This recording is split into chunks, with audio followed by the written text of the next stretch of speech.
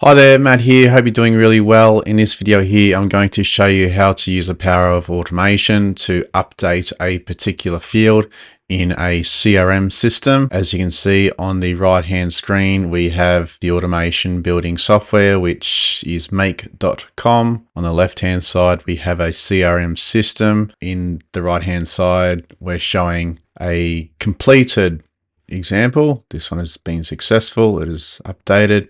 On the left hand side, it's showing our CRM. So to orientate you to what we're doing today, if you look on the left hand screen, we're going to be updating the members at bulk.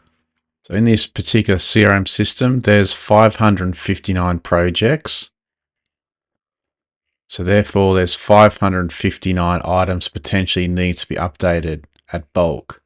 And the reason why they need to be updated at bulk, perhaps there was an error or you just want to change the members, but you don't have time to update this individually. If you look closely in this particular project here, there's 2 members. Click on the actual job, click at the very top. You'll see there's 2 members. Those members, part of this job, is this one and this one. So we want to delete any inactive member. And in this case, it's the top one. In this case, it's the top one. We want to delete this one. So we only want to have one member, which would be Matthew, who's being the only active project member. And we're going to update that at bulk because we don't have time to do that individually.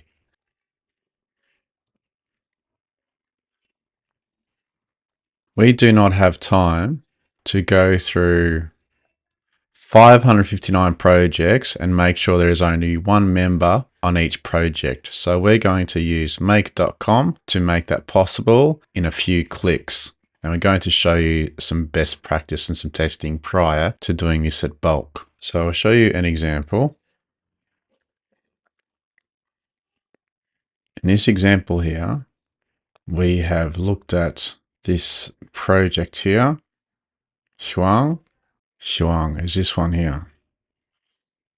So firstly, in order to test this, we're going to just single out one particular project first before we go wild and use automation to potentially update all the other projects. So obviously we're human. Humans can make errors and do make errors from time to time. So we want to make sure we test it first by only doing the automation once before we do it at bulk at 559 items in this case. So if you cast your eye on this one here, we're going to single out this test project here. So test 10-second Avenue, second Vic 3000, and there's only one member. So because we only want one member there, and this is a test, we need to add one member there to later delete. We're going to use make.com to delete that. And I'll show you how to set this up, this simple scenario, later on.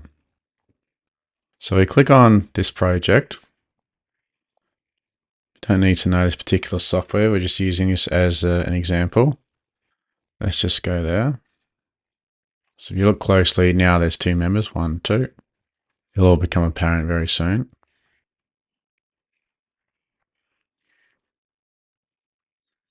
Again, 2 members. And I'll show you what make will pick up when we search for that. So what we're going to do, we're going to go to the right-hand side of the screen now. And we're going to do a test. So we want to single out this project only. So what I'm going to do, I'm going to copy the name of the project, copy that. I'm going to place a filter, and this, we're currently just in the history section. So this isn't an active scenario. This is just showing what happened. So I need to go to the diagram section in Make. Go here. We're going to label this name. So remember we copied that project name, and I'll explain in a sec. So where do we get the name from? We'll just do OK for the moment. Click on here, do OK. Run this module only. It's working, it's thinking, it's returned the top one. So name, is this one, this structure name, Huang. If we go back over here, sequentially, it has returned the topmost project. As you can see, the topmost project is this one, the most recent, but we want this one. But in Make, we're just doing that to get the structure, making sure that this module is working correctly. So we're going to force it to find our test projects. Test project is this one here. We set up a filter here. So we clicked on filter and I'll just show you exactly what we did. So we found name, drag it across. There we go. And we want the operation, we want it to equal to. So I'll do OK. So because this is going to work sequentially, to find that, potentially it's going to have to go through 2 projects. So we need to do 2 rounds. So instead of the 1, we want this to appear as 2 because we know it's gone through 1, 2 to find this one here. So how do we do that? We click on the first module, trigger module, limits 2. This is really important. We want to make sure we always test this. We always limit this to a very low number. If we have that very high, our automation is going to run as many times as we have or that is shown in this limit.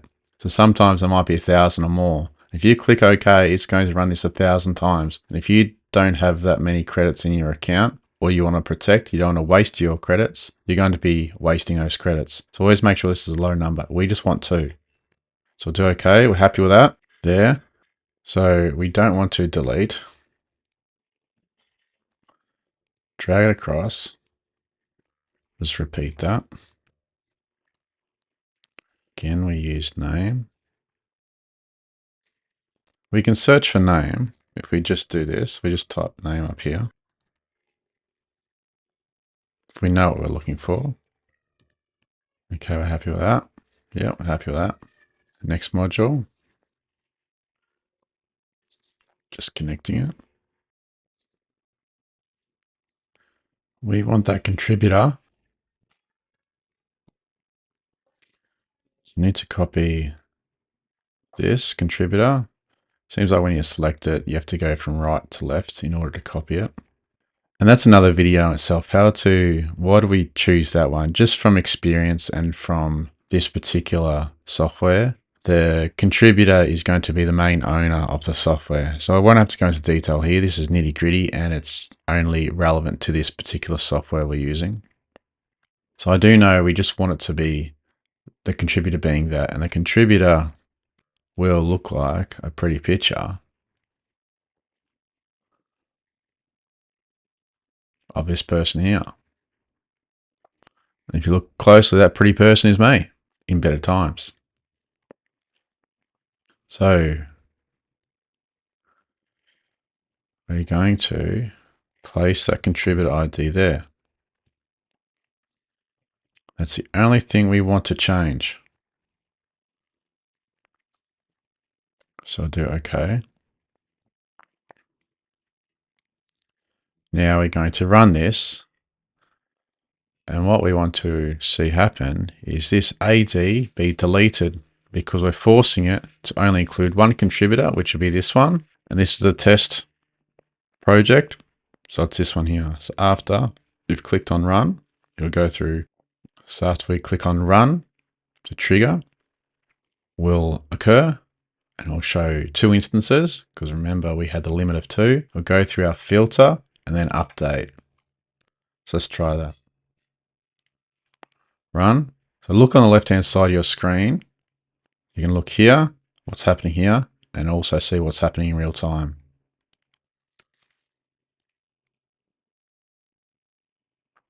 Did you see what happened?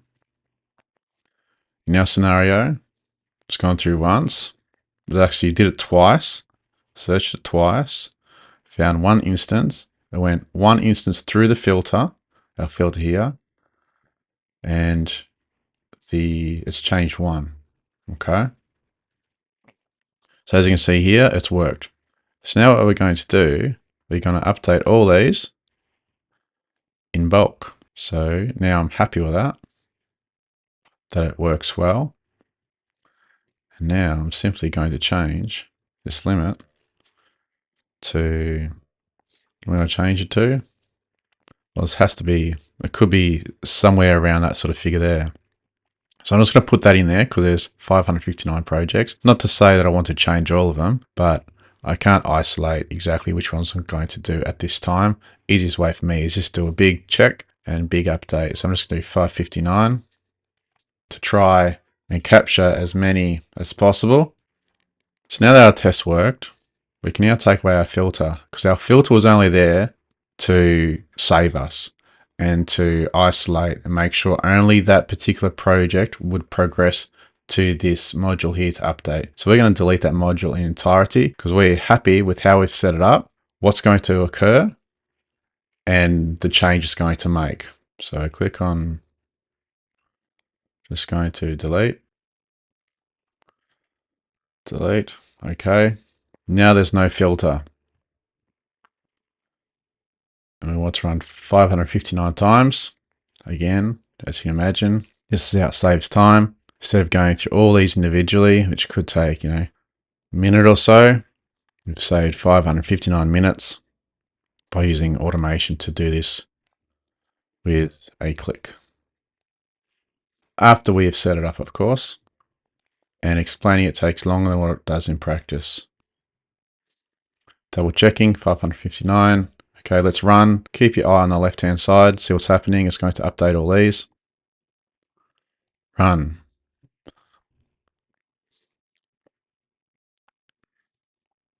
It's thinking, working, updating. Look at all these. They're disappearing, disappearing, disappearing, disappearing. And that's going to continue.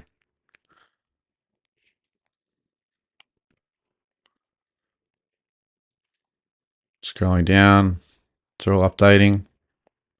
I won't show all, we can see that it has worked. Still thinking, still working, still updating, still automating. See here, it's going through, it's checking, updating. And I'll pause the video, you don't need to see it all work, but as you can see,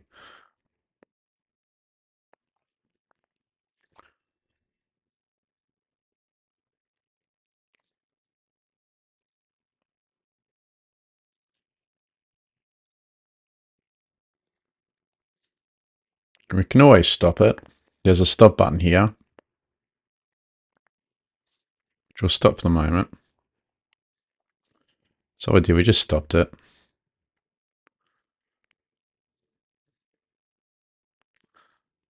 Because as I scroll through, I don't need 559 all updated.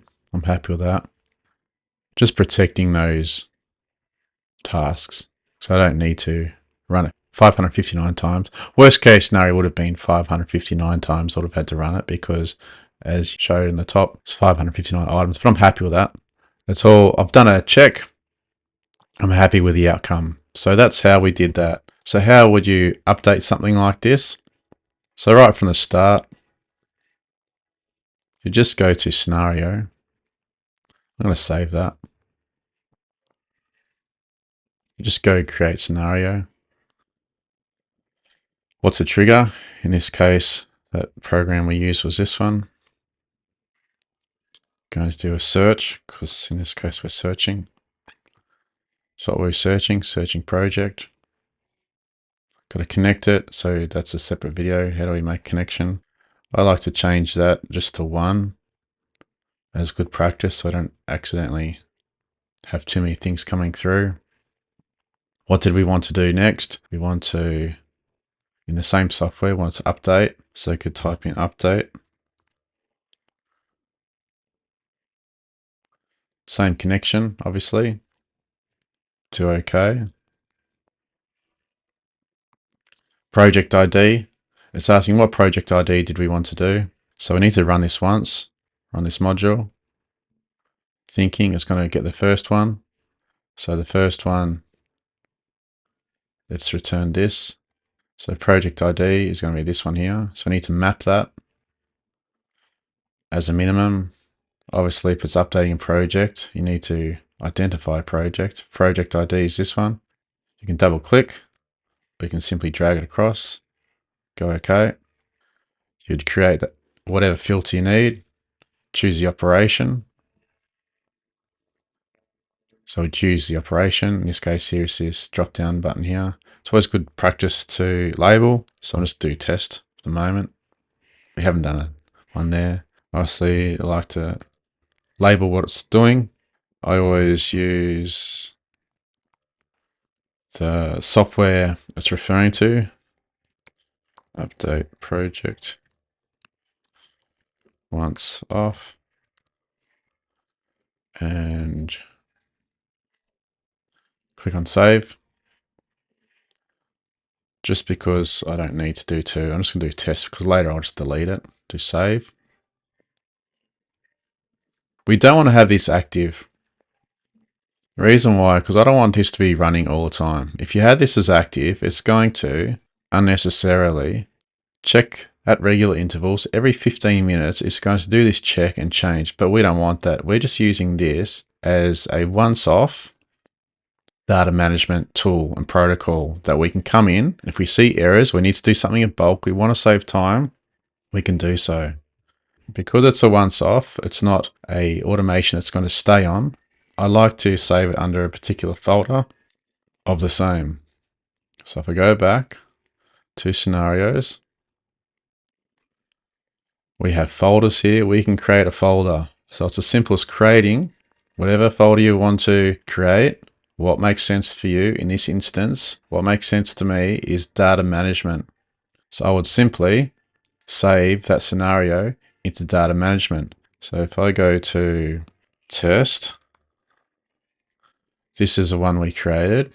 I'd click on here, move to folder, data management, done. So now it should be 7, data management 7. Now it's located here.